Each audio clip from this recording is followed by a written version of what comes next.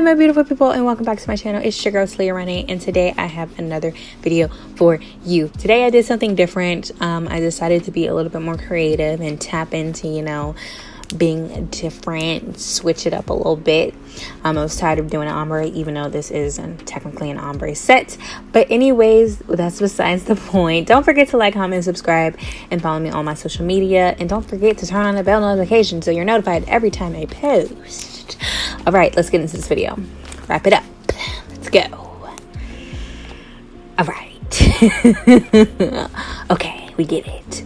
Okay, so the first thing that I'm doing, first of all, excuse my camera lens. This camera lens actually really sucks, and I'm starting to hate it because it never focuses. But anyways, what you want to do is you want to have a good monomer to polymer ratio, because you need to be able to control your brush when you do this.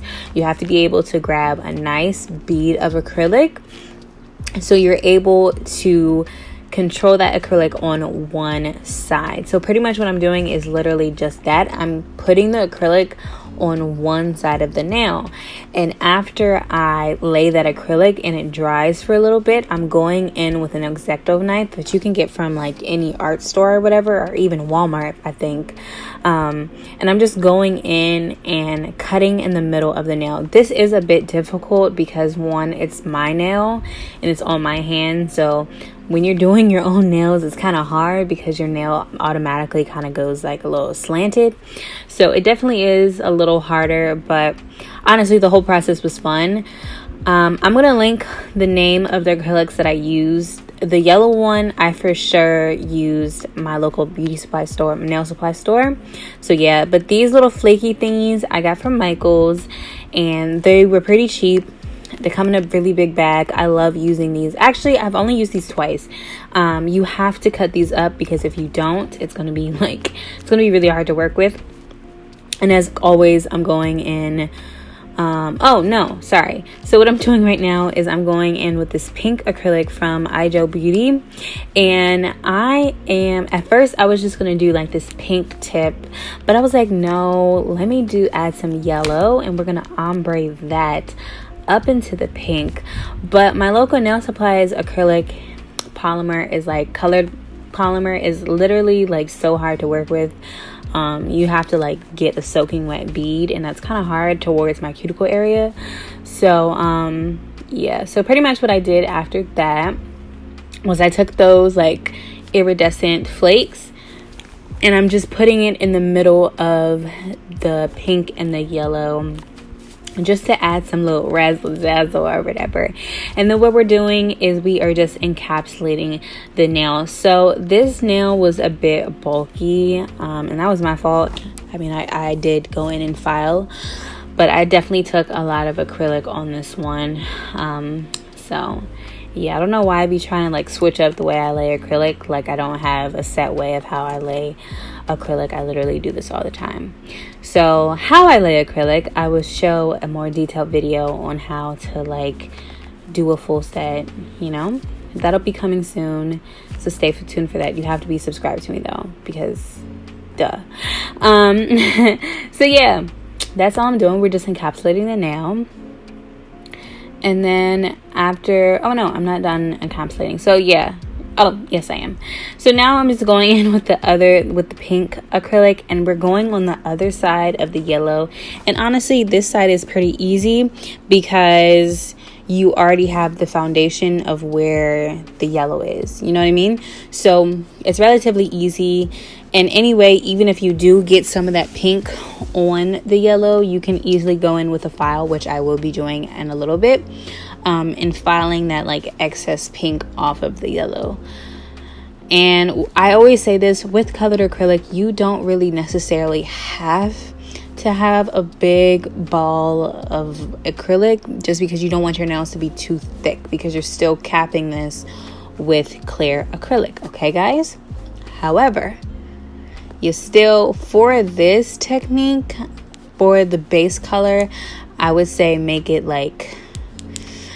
her, I don't want to say thick. I don't want you guys to think that I'm making the yellow part thick, but you want it to be enough acrylic to where you can have an outline to where to put the other color. Hopefully that makes sense. So now I'm just moving to the thumbnail, and I love doing thumbs. I don't know what it is, but they're so much easier. And I'm just doing the same thing I did on the pinky, adding the pink and spreading it down to the end of my nail. And then I'm going to go in with that yellow. Again, I really hate using this yellow. It's so hard to work with. Like, it's so chalky. It's just an overall bad situation.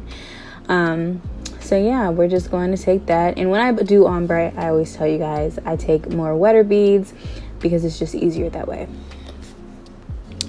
And then, like we did before, we're going to add the flanks.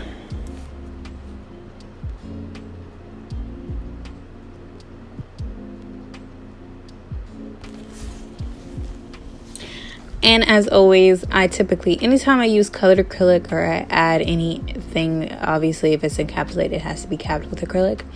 But anytime I ombre or do anything special with colored acrylic, I always go over the nail with clear acrylic. And that's mostly just because I don't want to waste colored acrylic. If I were to use like colored acrylic as like a core acrylic, my colored acrylic would go down really fast. And colored acrylic is not cheap, so I don't have time for that. So again, like I said a few seconds ago, I will be going in detail in a later video on laying acrylic. So right now I'm going in with my file and we're just sharpening that line up. I'm not even gonna lie to you, this line was a bit crooked, but this is my first time doing this technique, so you can't really even come for me because at the end of the day it was still cute. So yeah, so in between I just like to scrape, like get all the dust off just so I can like really see. And now we're going in with this peachy color. So again, I don't know, I have a technique on how I lay my acrylic. However, whenever like I try new stuff, I just be like, oh, I'm gonna lay my acrylic this way. Knowing it's not gonna work, and pretty much that's what I did. So my ombre wasn't that ombre-y. It wasn't the best that I have done, and ombre is like my favorite to do. So pretty much when I do my ombre, and I'll show you guys in like a few seconds, my pinky nail I did really good. No, my index finger I did really good with the ombre. But where I messed up as, when you're doing ombre, you don't want to start with the colored acrylic near your cuticle because it'll be harder to blend out. You want to get that wet bead like directly in the middle where the natural nail and the colored acrylic meet. So right now I'm doing a really bad job with this ombre because I'm starting in the middle. So now when I go to pick that second bead over top of that, it's going to be really hard to blend. And as you see, I don't know if you guys can see that like distinctive line right there. So yeah, I just like to show you guys like the process, and you know, doing nails is not always peaches and cream. Like I mess up too. Like there's gonna be days where, you know, you mess up and you have to fix it. One key advice that I would definitely give you guys when you start accepting clients: never freak out. Like just stay calm. If you mess up, just laugh it off. Like, dang, like I really just did that. Or not, dang, like I just spilled all that. Just make a joke. Or don't even say anything at all, especially if they're not paying attention. If they're paying attention, well honey, you just got to play it off like you didn't meant to do that. All right, don't be nervous, it's all right, keep going. So as you see, this is the nail that I did correctly with my ombre. I started directly in the middle, and as you can see, it's so much easier to ombre with. Like it blends nicely. It's just beautiful. And then I'm going to clean my cuticle area up, and you're just gonna add the colored acrylic as needed. Honestly, it wasn't that bad on the other fingers. It really wasn't. And right now I'm just going in the spots that the nail didn't get any acrylic on. I don't know why people, even me, I have done it in the past, but please make sure when you're doing nails, you're checking the side walls, because that can definitely cause lifting as well when there's not acrylic on those side walls. So, yeah. So right now I am going in. I decided to add some flakes on the middle finger just to tie everything together because it was looking kind of weird with just with just the stripes on them. So I decided to add some little razzle dazzle to the middle of the nail, and that's exactly what I did. So yeah. So right now I'm going back in. Like I said, I always cap everything, and pretty much I capped all of the nails. So I will meet you guys at the end because at this point it's pretty redundant. Just so finish watching my work. Watch me work. Okay.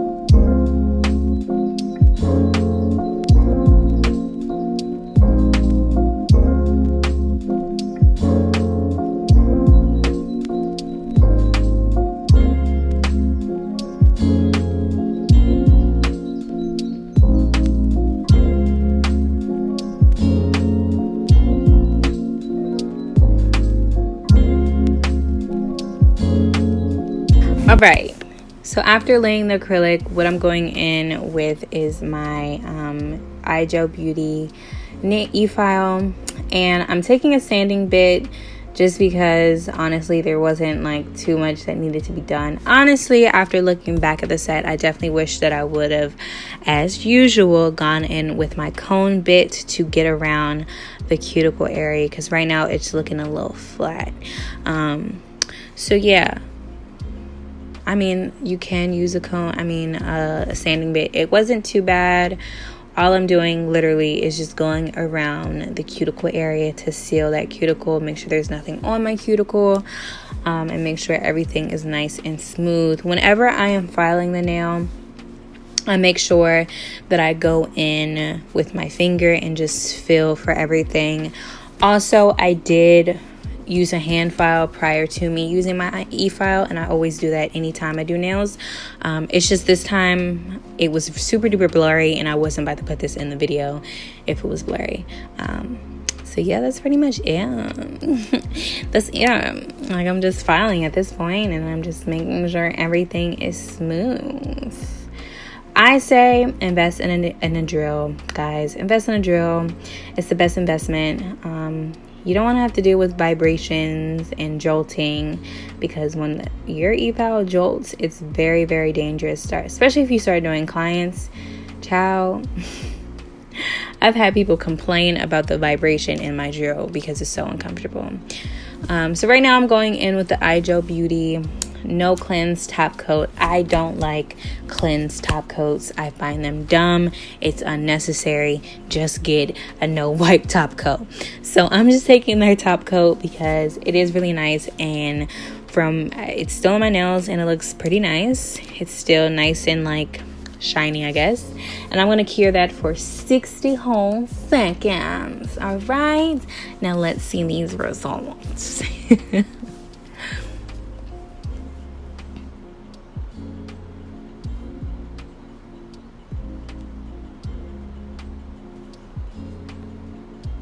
All right, my beautiful people, this concludes this video. I really hope you guys enjoyed it. This was probably like by far my favorite set ever. Like, it looks so bomb, it looks so pretty. It's just like legit my favorite set. So I really hope you guys enjoyed it. Don't forget to like, comment, subscribe, and do not forget to follow me on my nail page, my personal page, as well as Twitter and Snapchat. Okay, don't forget to turn on that bell notification. Until next time, guys, I love you. See you later. Let me know if you have any nail ideas, anything you would like to see. Okay, bye.